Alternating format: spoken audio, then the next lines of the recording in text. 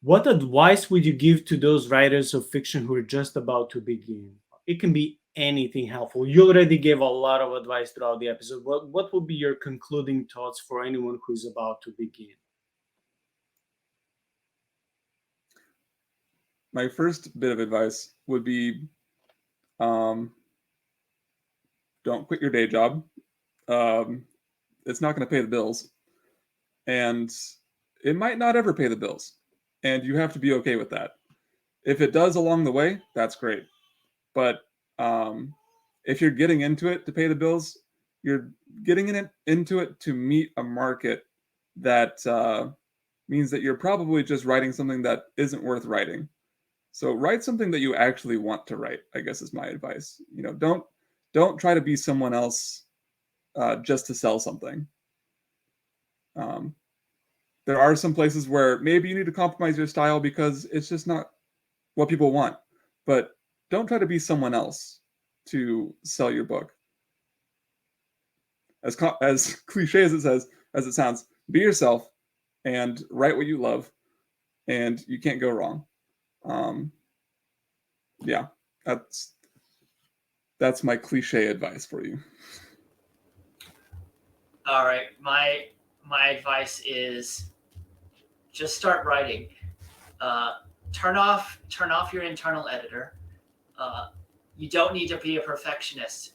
What you want to do is you want to write a completely terrible first draft of a book.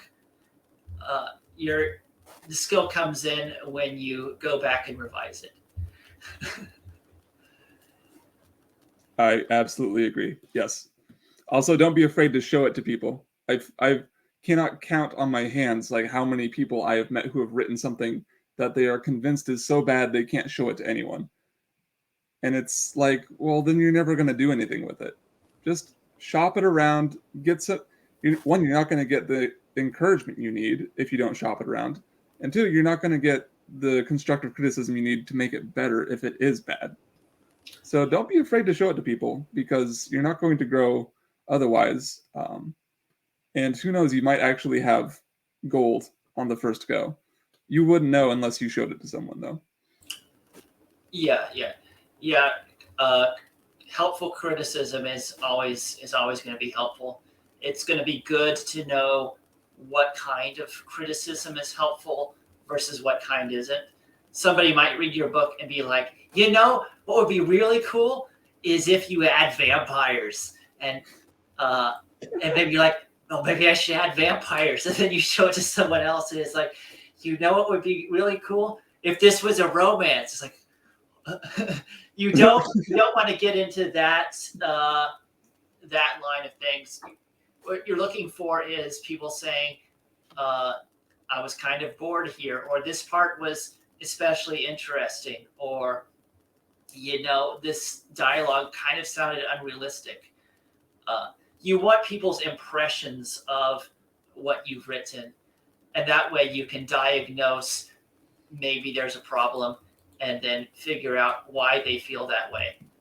Maybe Yeah. maybe you want them to feel that way. Maybe this is a character who has trouble communicating, so their dialogue is going to be very wooden. But that's what you're going to be looking for. But yeah, don't Yeah. be afraid to show it to people. If you don't show it to people, and it's sucky, which it probably is, it's your first work. Uh, then you're not going to figure out how to revise it. And if you just say, okay, my first story is terrible, I'm going to put this down and start a new one, you're not going to learn the skill of making that story better, improving it. Because even established authors, their first draft is going to kind of suck sometimes, Right. and they're going to have to use that particular skill to fix it. I'm. I hate to draw this out into one more bit of advice. This will be the last advice I give. Okay. Write short stories because one, short stories practice so many skills at once. It's like having training weights on your ankles for running. You have to keep it below 7,000 words. Set that limit. and write a compelling story in that space. If you can do that, you can write a compelling story in, 500 pages. Also, you can use short stories to market yourself as an author to readers. Most readers aren't going to read a full book from an author who's never published anything before. They're going to want to sample some of his work. So, use something like BookFunnel or Story Origin, and there's people out there eager to read short stories. I was surprised to find that there are lots of people who just download free short stories from writers that write in a particular genre, and they'll just read multiple a month, And then if they like your work, they're going to keep an eye on you, and they're going to wait until you publish something, and then you have readers. There's no end of benefits to short stories. I hate writing short stories because it's difficult. But also, yes, just the same way I hate doing push-ups. You're never going to get better unless you just put in the hard work on that. And eventually you actually do begin to enjoy it.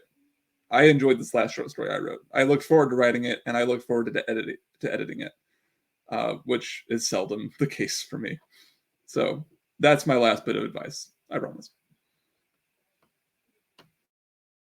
I mean, you're right about getting yourself out there. I mean, the same thing works with like web serials, right? If you're into that, you can do that, build up that fan base of people who are like reading your stories, and then maybe you can turn that story into a book. Maybe you can turn something else into a book. But you already have that group of people who's already started to trust that you can tell a story and that they like your stories.